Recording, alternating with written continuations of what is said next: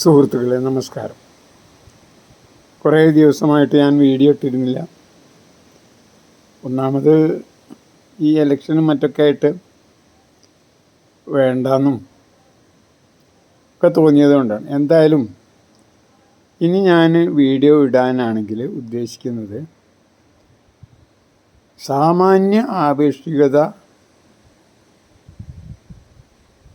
സിദ്ധാന്തം എങ്ങനെയാണ് നമ്മുടെ സാധാരണ ജീവിതത്തിൽ, മനുഷ്യൻ്റെ സാധാരണ ജീവിതത്തിലുള്ള എല്ലാ മേഖലകളിലും എങ്ങനെയാണ് ബന്ധപ്പെടുന്നത്, എന്തൊക്കെ മാറ്റങ്ങൾ ഉണ്ടാക്കുന്നതാണ്, അതേപോലെ തന്നെ എങ്ങനെയാണ് സാമാന്യ ആപേക്ഷികതാ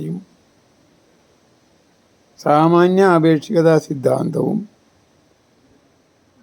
അതിൻ്റെ മുമ്പുണ്ടായിരുന്ന ശാസ്ത്ര സിദ്ധാന്തങ്ങളും, അതായത് ന്യൂട്ടൻ്റെ കാലഘട്ടം മുതൽ തന്നെ ഉണ്ടായിരുന്ന ന്യൂട്ടോണിയൻ ഫിസിക്സ് എന്ന് പറയുന്ന ആ കാലഘട്ടത്തിലുണ്ടായിരുന്ന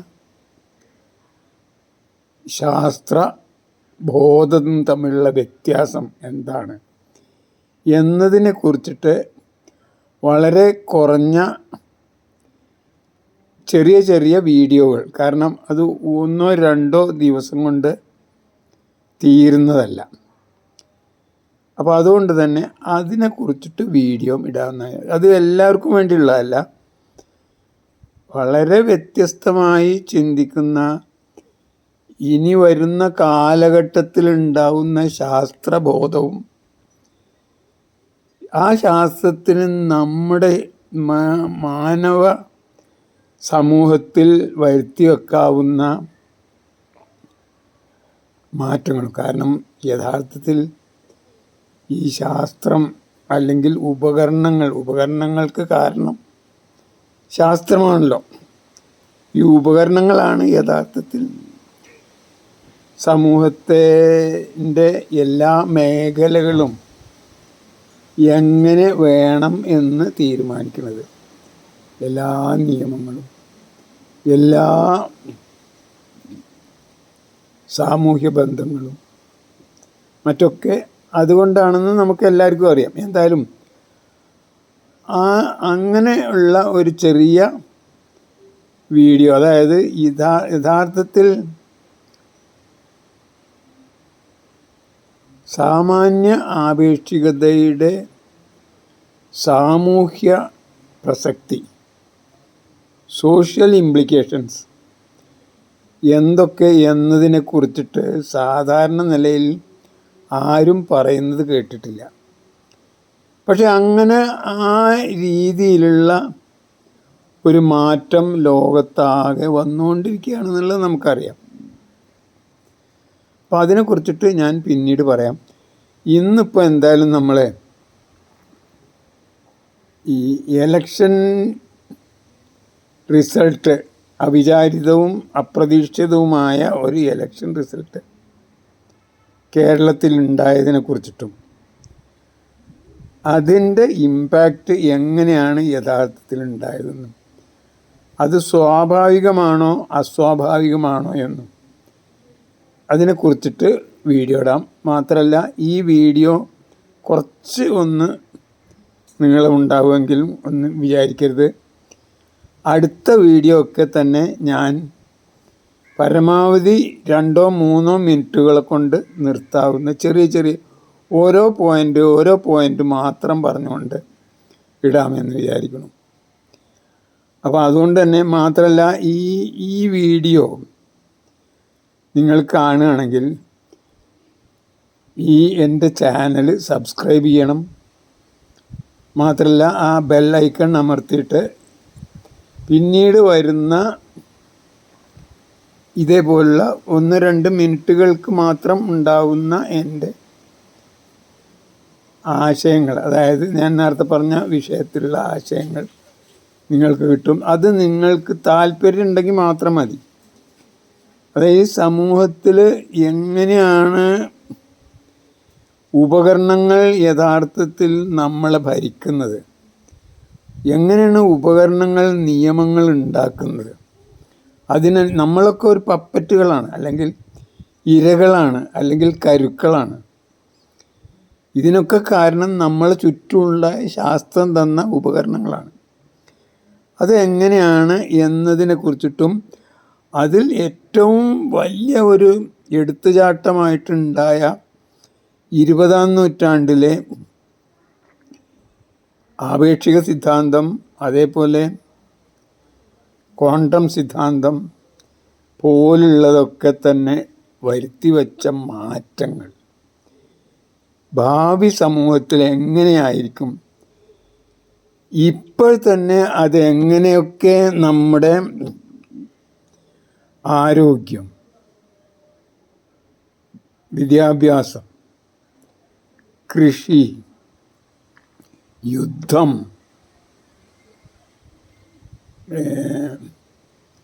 കമ്മ്യൂണിക്കേഷൻ, ഇങ്ങനെയുള്ള സമഗ്ര മേഖലകളിലും അതെങ്ങനെ ഇമ്പാക്റ്റ് ചെയ്യുന്നെന്നും എങ്ങനെ നമ്മളെ മാറ്റിമറിക്കുന്നു എന്നുള്ളതിനെ കുറിച്ചിട്ട് ചെറിയ ചെറിയ വീഡിയോകൾ, ഇതൊരു ഇൻ്റലക്ച്വൽ ഡിസ്കഷൻ എന്നുള്ള നിലക്കോ അല്ലെങ്കിൽ ഒരു പുതിയ ആശയം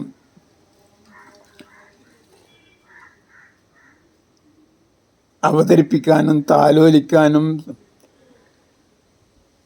മെച്ചപ്പെടുത്താനും താല്പര്യമുള്ളവർ മാത്രം ഈ വീഡിയോക്ക് ശേഷം നിങ്ങൾ സബ്സ്ക്രൈബ് ചെയ്യണം. മാത്രമല്ല അത്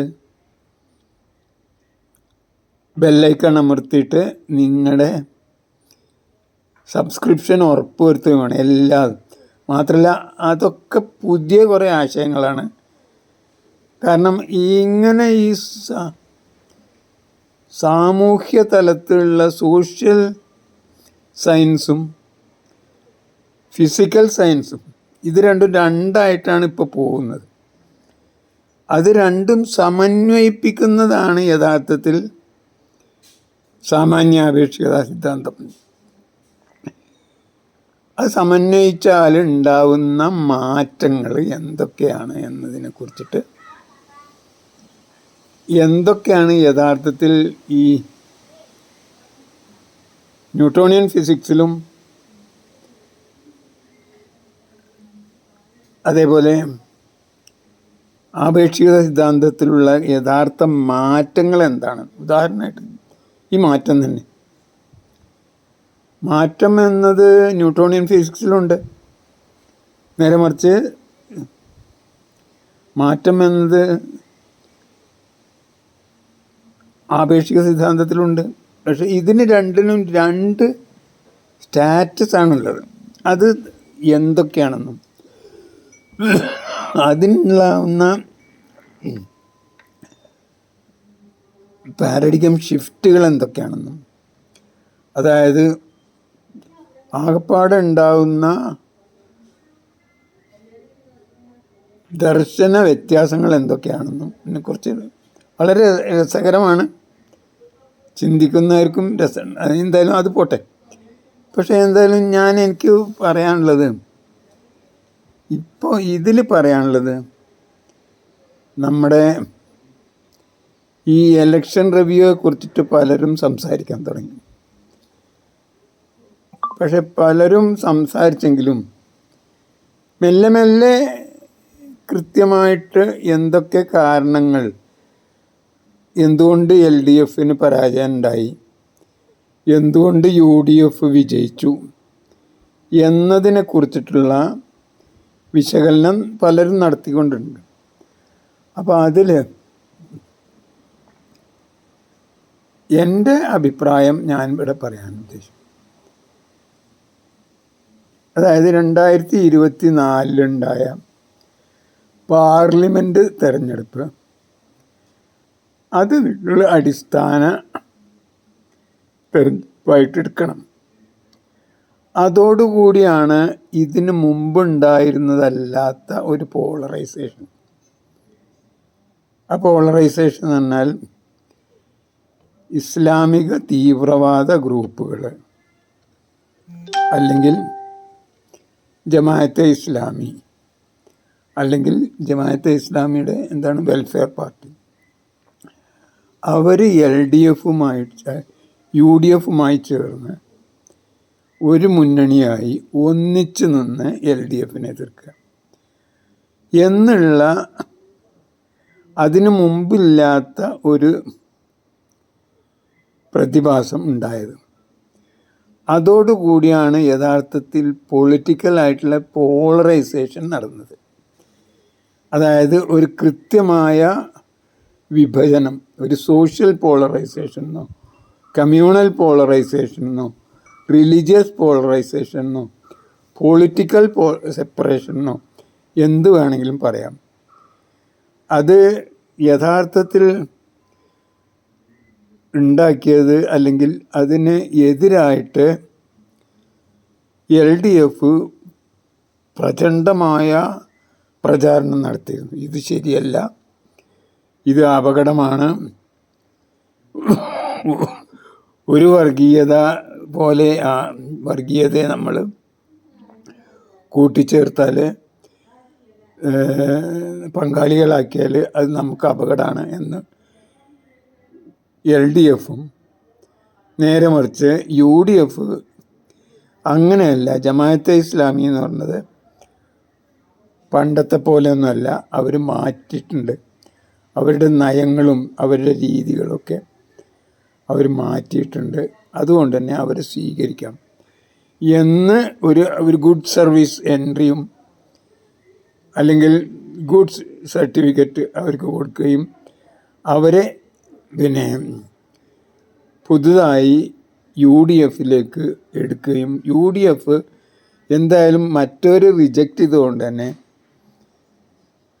അവരുടെ പൂർണ്ണമായ സഹകരണം UDFിന് കിട്ടുകയും ചെയ്തു. ഈ ഒരു പ്രത്യേകമായ പ്രതിഭാസം ആരും കണക്കിലെടുത്തിട്ടില്ല എന്നാണ് എനിക്ക് പറയാനുള്ളത്. കാരണം യഥാർത്ഥത്തിൽ ഇവിടെ നമുക്ക് ഉള്ള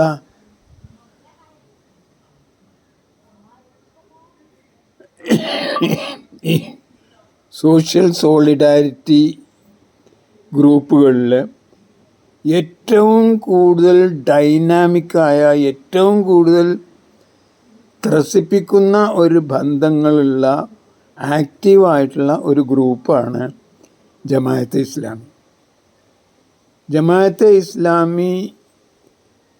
ഇസ്ലാമി മാത്രമല്ല, ഇസ്ലാം തന്നെ. ഇസ്ലാമിലുള്ള പ്രത്യേകത നിങ്ങൾ നോക്കണം. എത്ര പ്രാവശ്യമാണ് അവർക്ക് ഒന്നിച്ചു കൂടാനുള്ള അവസരങ്ങളുള്ളത്? എല്ലാ ദിവസവും 5 നേരം നിസ്കരിക്കുക. മാത്രമല്ല വെള്ളിയാഴ്ച എല്ലാവരും കൂടി ഒന്നായിട്ട് കൂടുക. പിന്നെ മൗലൂദ്, റാത്തീബ് പോലുള്ള അവരുടെ മറ്റു ഓരോ ആൾ മരിച്ചാൽ ഒന്നിക്കുക, അതേപോലെ ജനിച്ചാൽ ഒന്നിക്കുക. ഇങ്ങനെയുള്ള അനേക social gathering, socialisation, social grouping അവിടെ നടക്കുന്നുണ്ട്. അതൊക്കെ ഉള്ളതാണ് യഥാർത്ഥത്തിൽ ഇപ്പം മുസ്ലിം ലീഗ് അടക്കമുള്ളവർക്കുള്ള ഏറ്റവും വലിയ ശക്തി അതാണ്. അതിൽ പറഞ്ഞ കാര്യങ്ങളോ അല്ലെങ്കിൽ അതിൻ്റെ ശാസ്ത്രീയ വശങ്ങളോ അല്ല. ആ ഒരേ ഗ്രൂപ്പുകാർ ഒന്നിച്ച് കൂടുന്നു എന്നുള്ളതാണ്. ഇപ്പോൾ അന്നിപ്പോൾ ഇസ്ലാമിൻ്റെ കാലത്ത് പോലും ശക്തിയുക്തം അന്നത്തെ ശാസ്ത്രബോധത്തിനനുസരിച്ച് ഇസ്ലാമിനെ ചോദ്യം ചെയ്യാന്ന് പറഞ്ഞൊക്കെ ഉണ്ടായിട്ടുണ്ട്. പക്ഷേ ഈ കുറച്ച് ശക്തി ഉണ്ടായി അവരൊന്നായിട്ട് ഒറ്റക്കെട്ടായി നിന്ന് അതോടുകൂടിയാണ് അവർക്കൊരു ഫുൾ സോളിഡാരിറ്റി, ഒന്നിച്ചെല്ലാവരും കൂടി 5 നേരം ഒന്നിക്കുന്നു. മാത്രമല്ല അങ്ങനെയുള്ള പ്രശ്നങ്ങളിലൊക്കെ ഇങ്ങനെ ഒരു ഇതുണ്ടായിരുന്നു. നേരെ മറിച്ച് ജമാഅത്തെ ഇസ്ലാമിക്ക് അത് മാത്രമല്ല. ജമാഅത്തെ ഇസ്ലാമി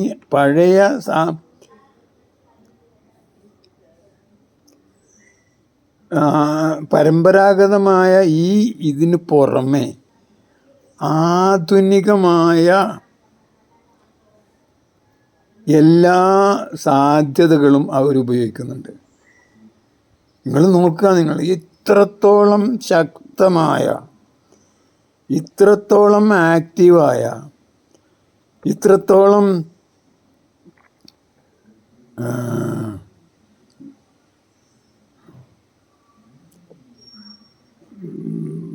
ടർബുലൻ്റ് ആയിട്ടുള്ള, കൃത്യമായിട്ടുള്ള പരിഗണനകൾ വെച്ചിട്ട് ഒന്നിച്ച് പ്രവർത്തിക്കുന്ന, ഒന്നിച്ച് കൂടുന്ന മറ്റൊരു സംഘടനയില്ല. ഇപ്പോൾ ഉദാഹരണമായിട്ട് അവിടെ അതിലെ സ്ത്രീകളെ നോക്കുക.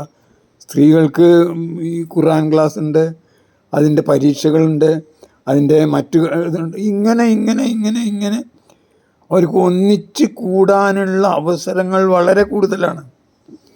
അതിന് പുറമേ ഇപ്പോഴാണെങ്കിൽ ഇപ്പോൾ നോക്കുക നിങ്ങൾ, എന്നും രാവിലെയും വൈകുന്നേരം ഇപ്പോൾ ഉദാഹരണം അതൊക്കെ അനിവാര്യമാണ് താൻ. ഇപ്പോൾ ഉദാഹരണമായിട്ട് കസർത്ത്, ഓട്ടം, ചാട്ടം, നടത്തം, പിന്നെ എക്സസൈസസ്, ഇതിനൊക്കെയുള്ള ഗ്രൂപ്പുകളും അവർക്ക് ഉണ്ടാക്കിയിട്ടുണ്ട്. അതുകൊണ്ട് തന്നെ ഈ ജമാഅത്തെ ഇസ്ലാമി എന്ന് പറഞ്ഞത് യഥാർത്ഥത്തിൽ നമ്മൾ വിചാരിച്ചതിനേക്കാളും കൂടുതൽ ശക്തമാണ്. അവർക്ക് പ്രത്യേകിച്ച് ഈ മലബാർ ഭാഗത്ത് എല്ലാ ഗ്രാമങ്ങളിലും അവരുടേതായ സ്ഥാപനങ്ങളുണ്ട്. ഈ സ്ഥാപനങ്ങളിലൊക്കെ തന്നെ അവരുടേതായ ഗ്രൂപ്പുകളുണ്ട്.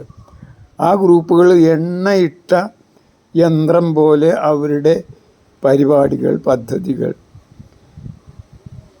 ഒക്കെ നടത്തുന്നുണ്ട്. അപ്പോൾ അതുകൊണ്ട് തന്നെ അവർ വൻ ഒരു ശക്തിയാണ്. ഈ ശക്തി വളരെ ആൾക്കാർ കുറച്ചുള്ളെങ്കിലും അത് വൻ ശക്തിയാണെന്നുള്ളത് നമ്മൾ മനസ്സിലാക്കണം. ഇതാണ് യഥാർത്ഥത്തിൽ പ്രത്യേകിച്ച് മലബാർ ഭാഗത്തുണ്ടായ LDFൻ്റെ തകർച്ചയ്ക്ക് പ്രധാന കാരണം. അത്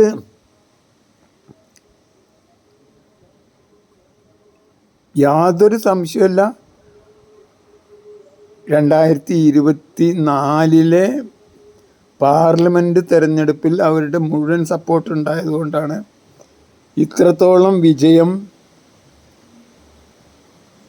UDFനും അല്ലെങ്കിൽ ഒക്കെ ഉണ്ടായത്. അന്ന് ഉണ്ടായിരുന്നതിനേക്കാളും അതിനെതിരെയുള്ള പ്രചാരണം, LDFൻ്റെ പ്രചാരണം കൊണ്ട് കുറേ ആൾക്കാർക്ക് മനസ്സിലായത് കൊണ്ടാണ് അന്നത്തെ ആ ആനുപാതികമായ വിജയം അല്ലെങ്കിൽ ആനുപാതികമായ വോട്ട് അവർക്ക് കുറഞ്ഞു പോയിരുന്നു. അതായത് LDF ജമാഅത്തെ ഇസ്ലാമിയെ തുറന്നു കാണിച്ചത് കൊണ്ട് യഥാർത്ഥത്തിൽ ഒരു വല്ല ഒഴുക്ക് UDFിൽ നിന്ന് അല്ലെങ്കിൽ UDFന് വോട്ട് ചെയ്തിരുന്ന ആൾക്കാരിൽ നിന്ന് LDFിലേക്ക് മറിച്ചുണ്ടായിട്ടുണ്ട്. അതുകൊണ്ടാണ് അതാണ് യഥാർത്ഥത്തിൽ 2024 പാർലമെൻറ്റ് ഇലക്ഷനിൽ ഉണ്ടായിരുന്ന വോട്ടിൽ നിന്ന് ഇന്നത്തെ പഞ്ചായത്ത് ഇലക്ഷനിൽ വോട്ട് കുറയാനുണ്ടായത്, UDFന് വോട്ട് കുറയാനുണ്ടായ കാരണം. അതിന് പ്രധാന കാരണം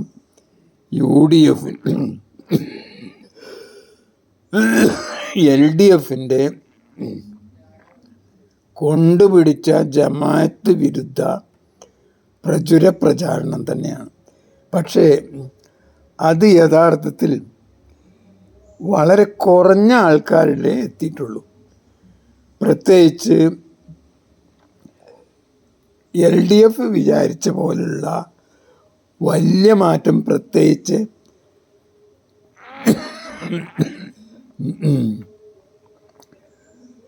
ഒരു മതേതര ബോധം ഉൾക്കൊള്ളുന്ന കേരളത്തിലെ മുസ്ലിങ്ങളല്ലാത്തവരിൽ നിന്ന് വളരെ കുറച്ച് അങ്ങനത്തെ ഒരു റിയാക്ഷൻ ഉണ്ടായിട്ടുള്ളൂ. പക്ഷേ അത് ഇനിയും തുടരുകയും യഥാർത്ഥത്തിൽ ജമാഅത്തെ ഇസ്ലാമി എന്നത് അവരുടെ ശക്തി നാം മനസ്സിലാക്കുകയും തന്നെ വേണം. അവർ വളരെ വളരെ വളരെ കണിശവും കൃത്യവും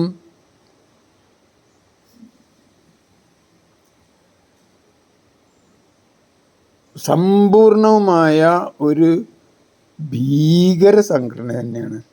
ഭീകരം എന്ന് പറഞ്ഞിട്ടുണ്ടെങ്കിൽ ഞാൻ ഉദ്ദേശിക്കുന്നത് എണ്ണയിട്ട യന്ത്രം പോലെ പ്രവർത്തിക്കുന്ന സംഘടനയാണ്.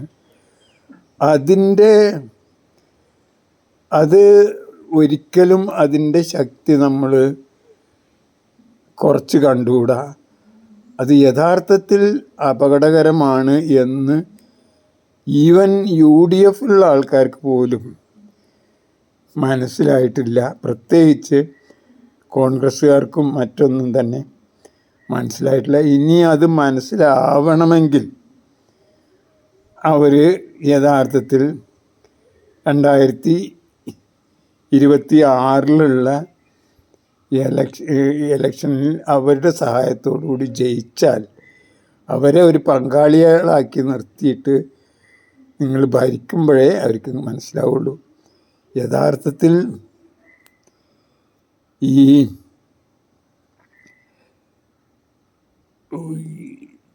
LDFന് 2024 പാർലമെൻറ്റ് ഇലക്ഷനിലേക്ക് നടന്ന തെരഞ്ഞെടുപ്പിൽ നിന്നുള്ള ഇത് മാത്രമേ നമ്മൾ നോക്കാൻ പറ്റുള്ളൂ. കാരണം അങ്ങനെയുള്ള ഒരു പൊളിറ്റിക്കൽ പോളറൈസേഷൻ അതിൻ്റെ മുമ്പ് നടന്നിട്ടില്ല. അതിൽ നിന്ന് വല്ല വ്യത്യാസം ഇപ്പം ഉണ്ടായിട്ടുണ്ട്. അന്ന് 30-ൽ താഴെ അസംബ്ലി മണ്ഡലങ്ങളിൽ ജയിക്കാനുള്ള സാധ്യത ഉണ്ടായിരുന്നു. ഇന്നിപ്പോൾ മനോരമ തന്നെ പറഞ്ഞു 54-ലധികം ഉണ്ട്. അത് ശരിക്കും അതിൽ കൂടുതലുണ്ടെന്നാണ് തോന്നുന്നത്. എന്തായാലും അതൊന്നും പ്രശ്നമല്ല. എന്തായാലും ഇനിയും ഇതേപോലെ തന്നെ കൃത്യമായ ജമാഅത്തെ ഇസ്ലാമിൻ്റെ അജണ്ട കൃത്യമായി നാട്ടുകാരോട് പറയുകയും അത് മനസ്സിലാക്കുകയും അവരൊരിക്കലും അല്ലെങ്കിൽ അവർ പറഞ്ഞാൽ മതി അവർ ഈ ജമാഅത്തെ ഇസ്ലാമിയിലെ പഴയ ലക്ഷ്യങ്ങളല്ല അവരുടെ ലക്ഷ്യങ്ങൾ. അവരെ സംബന്ധിച്ചിടത്തോളം ജനാധിപത്യം എന്നത് ഈ ആധുനിക ലോകത്ത് അത്യാവശ്യവും ആണ്. അല്ല, ഈ ദൈവാധിപത്യം എന്നത് സാമൂഹ്യ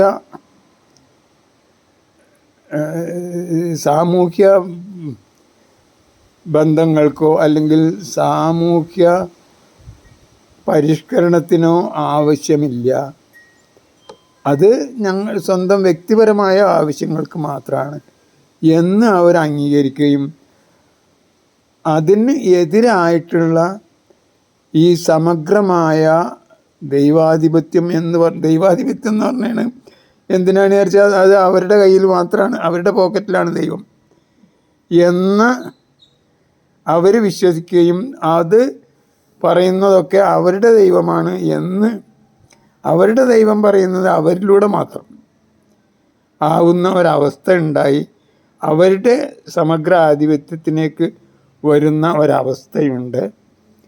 അത് മാറി എന്ന് ഇന്നേ വരെ ജമാഅത്തെ ഇസ്ലാമി പറയാത്തിടത്തോളം കാലം ജമാഅത്തെ ഇസ്ലാമി കമ്മ്യൂണൽ ഫോഴ്സാണ്, അല്ലെങ്കിൽ ഒരു തീവ്രവാദ സംഘടനയാണ്, മത തീവ്രവാദ സംഘടനയാണ് എന്നേ ശാസ്ത്രീയമായി വിശകലനം ചെയ്യുന്ന ആർക്കും കാണാൻ കഴിയുള്ളൂ. അപ്പോൾ ഞാൻ പറഞ്ഞു വന്നത്, ഈ കഴിഞ്ഞ തെരഞ്ഞെടുപ്പിൽ അല്ലെങ്കിൽ ഇതുവരെ ഉണ്ടായിരുന്നത് പോലെ ഇനിയും യഥാർത്ഥത്തിൽ ജമാഅത്തെ ഇസ്ലാമിയെ തുറന്നു കാണിക്കുക. അവർ യഥാർത്ഥത്തിൽ 16-ാം നൂറ്റാണ്ടിലും ആണ്, ഇപ്പോഴത്തെ നൂറ്റാണ്ടിലും ആണെന്നുള്ളതാണ്. പ്രസൻറ്റിലും ഏറ്റവും കൂടുതൽ ശാസ്ത്രബോധം ഉൾക്കൊള്ളുന്നവരാണ് അവർ. അതുകൊണ്ടാണ് അവർക്ക് യാതൊരു മടിയുമില്ലാതെ കാരണം ഇത് ഒരു തട്ടിപ്പാണെന്ന് മാത്രം. ഈ തട്ടിപ്പ് നടത്തിയാൽ മാത്രമേ ഇവിടെ ജയിക്കുള്ളൂ എന്നതുകൊണ്ട് ആ തട്ടിപ്പ് നടത്താനും അല്ലെങ്കിൽ അവരുടെ യഥാർത്ഥ മനസ്സിലിരിപ്പ് മൂടി വെക്കാനും ഒരു കപടമുഖം അണിയാനും അവർക്ക് യാതൊരു പ്രയാസമില്ല. ഇപ്പോൾ ഉദാഹരണമായിട്ട് ജമാഅത്തെ ഇസ്ലാമിക്ക് പലിശ ഹറാമാണ്. യഥാർത്ഥത്തിൽ ജമാഅത്തെ ഇസ്ലാമിയുടെ മാധ്യമം എന്ന പത്രം തന്നെ 100% പലിശ കൊണ്ടുണ്ടായതാണ്.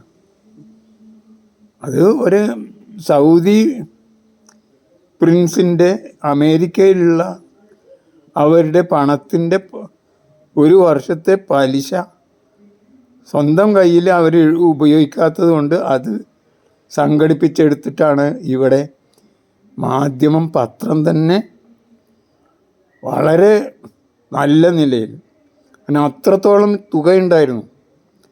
അത് ഞാൻ ഇതിൻ്റെ മുമ്പ് ഒരു 1-2 വീഡിയോ ആയിട്ടുണ്ട്.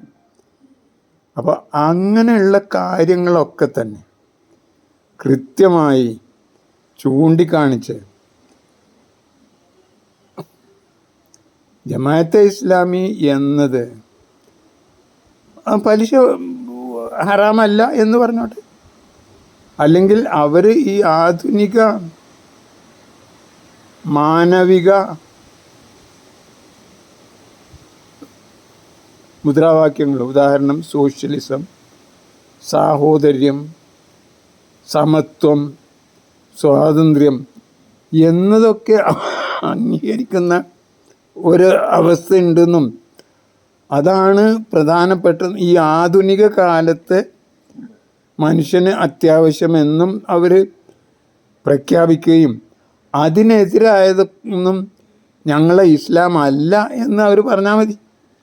അത് പറയാത്തിടത്തോളം കാലം ജമാഅത്തെ ഇസ്ലാമിയെ യഥാർത്ഥത്തിൽ കേരളത്തിൽ ഈ കഴിഞ്ഞ ഇലക്ഷനിൽ അല്ലെങ്കിൽ അതിന് തൊട്ട് മുമ്പ് ഇലക്ഷനിൽ ഉണ്ടായ ഏറ്റവും വലിയ മാറ്റത്തിന് പ്രധാന കാരണം ജമാഅത്തെ ഇസ്ലാമിയാണെന്നും ആ ജമാഅത്തെ ഇസ്ലാമി നമ്മൾ വിചാരിച്ചതിനേക്കാളും വലിയൊരു മീനാണ് എന്ന് നാം മനസ്സിലാക്കണമെന്നും അതൊരു ചെറുമീനല്ല, അവർ വളരെ കൃത്യമായ കണിശമായ ഒരു ഭീകര സംഘടനയെ പോലെ തന്നെ കൃത്യമായ എണ്ണയിട്ട യന്ത്രം പോലെ കൃത്യമായിട്ട് അതിൻ്റെ ഓരോ സാധ്യമായ പാർട്സും ചലിപ്പിക്കുന്ന, ഉദാഹരണമായിട്ട് സ്ത്രീകൾ. ഇപ്പോൾ അടുത്ത കാലത്ത് സ്ത്രീകളെ വിവാഹത്തിന് സാധാരണ നിക്കാഹ് നടക്കുന്ന സ്ഥലത്ത് സ്ത്രീകളെ കാണിക്കാൻ പാടില്ല, സ്ത്രീകൾ ഉണ്ടാവാൻ പ്രസൻസ് പാടില്ല. അതുപോലെ അവർ ചെയ്തെടുക്കും. ഇപ്പോൾ എൻ്റെ കുടുംബത്തിൽ തന്നെ ഒരു വധുവിൻ്റെ വരൻ്റെയും മാതാക്കളെ അല്ലെങ്കിൽ സ്ത്രീകളെ ഈ നിക്കാഹ് കൊടുക്കുന്ന സ്ഥലത്ത് അവർ പ്രദർശിപ്പിച്ചു, അല്ലെങ്കിൽ അവർക്ക് പ്രസൻസ് കൊടുത്തു. ഇങ്ങനെ സാധ്യമായ കണ്ണിൽ പൊടിയിടലൊക്കെ അവർ നടത്തുന്നും അത് അവർ പരമാവധി ഉപയോഗിക്കുന്നും, നേരെ മറിച്ച് അവരുടെ ഉള്ളിലിരിപ്പ് ഇപ്പോഴും പഴയ 6-ാം നൂറ്റാണ്ടിലേക്ക് തിരിച്ചു പോക്കാണെന്നും അതാണ് മൗലികമായിട്ടും സനാതനമായിട്ടും ഉണ്ടാവേണ്ടത് എന്ന ബോധ്യം ഉള്ളവരുമാണ്. അങ്ങനെ ഒരു ഇരട്ട മുഖം ജമാഅത്തെ ഇസ്ലാമി കാണിക്കുന്നുണ്ടെന്നും ആ ജമാഅത്തെ ഇസ്ലാമിയെക്കുറിച്ചുള്ള യഥാർത്ഥ തിരിച്ചറിവ് കേരള ജനതക്കുണ്ടായാൽ കേരള ജനതയിലെ പ്രത്യേകിച്ചും മതേതര സ്വഭാവമുള്ള മതേതര വിശ്വാസമുള്ള ഏത് മതമാണെങ്കിലും നമുക്കൊന്നിച്ച് സുഖമായിട്ട് ജീവിക്കാം എന്ന നമ്മുടെ പാരമ്പര്യം, ചരിത്ര പാരമ്പര്യം ഉള്ളവരും അവരുടെ ആ മുൻഗാമികളുടെ ചോര ഇന്നും സിരകളിലോടുന്ന കേരളീയർക്ക് യാതൊരു സംശയവും വിചാരിക്കേണ്ട.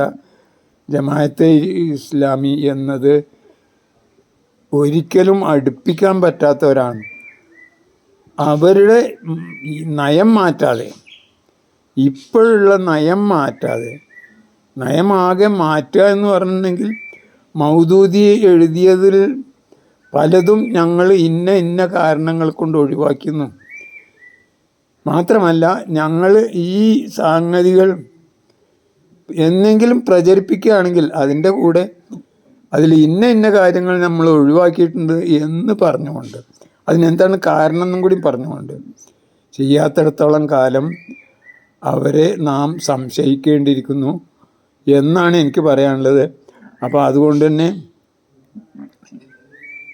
എവിടെയൊക്കെ ഈ മുസ്ലിങ്ങളുണ്ടോ അവിടെയൊക്കെ ജമാഅത്തെ ഇസ്ലാമിയുടെ ഇഫക്റ്റ് ഉണ്ടായിട്ടുണ്ട്. അതിന് കാരണം അവരുടെ നിരന്തരമായ സജീവമായ ആക്ടിവിറ്റീസാണ്.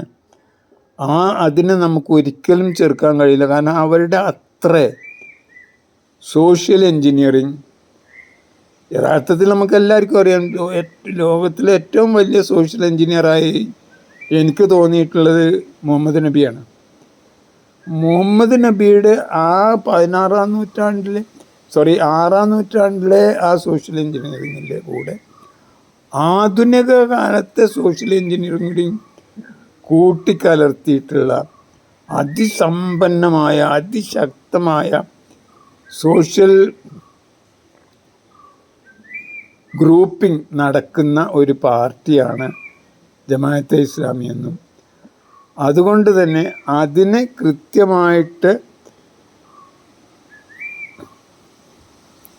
തുറന്നു കാണിക്കാത്തിടത്തോളം കാലം അത് എന്താണെന്ന് യഥാർത്ഥത്തിൽ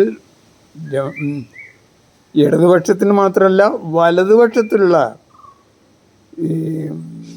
മുസ്ലിം ലീഗ് അടക്കമുള്ളവർക്ക് പോലും ബോധ്യമാവാത്തിടത്തോളം കാലം അവരുടെ ഇഫക്റ്റ് കേരള രാഷ്ട്രീയത്തിലുണ്ടാവുമെന്നും പറഞ്ഞുകൊണ്ട് ഞാൻ നിർത്തട്ടെ. മാത്രമല്ല, നമ്മൾ ഓർക്കണം, അടുത്ത ദിവസം മുതൽ ഞാൻ സാമാന്യ ആപേക്ഷികത എന്നതിനെ കുറിച്ചിട്ടും